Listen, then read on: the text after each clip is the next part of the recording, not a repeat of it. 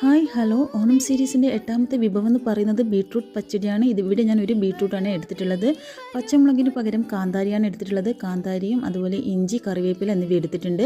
Beetroot ഒന്ന് great ചെയ്തെടുക്കണം. എന്നിട്ട് അതിലേക്ക് ഉപ്പും അതുപോലെ ഇഞ്ചിയും അതുപോലെ കാന്താരി ഇട്ട് കുറച്ച് വെള്ളം ഒഴിച്ചാൽ മതി, അത്രയും വേവ് ഉണ്ടാവുമല്ലോ. എന്നിട്ട് വേവിച്ചെടുക്കാം.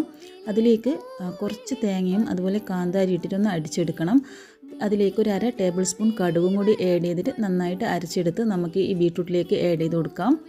തണിഞ്ഞതിന് ശേഷം നമുക്ക് അതിലേക്ക് കുറച്ച് തൈരും കൂടി ആഡ് ചെയ്ത് കൊടുക്കാം കേട്ടോ. ഞാനൊരു 2-3 ടേബിൾ സ്പൂൺ തൈര് എടുത്തിട്ടുള്ളൂ, കാരണം ബീട്രൂട്ട് കുറച്ച് ഞാൻ എടുത്തിട്ടുള്ളൂ കേട്ടോ, അതുകൊണ്ടാണ്.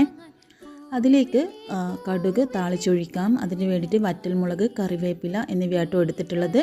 അങ്ങനെ നമ്മളെ അടിപൊളി ബീട്രൂട്ട് പച്ചടി റെഡി ആയിട്ടുണ്ട്.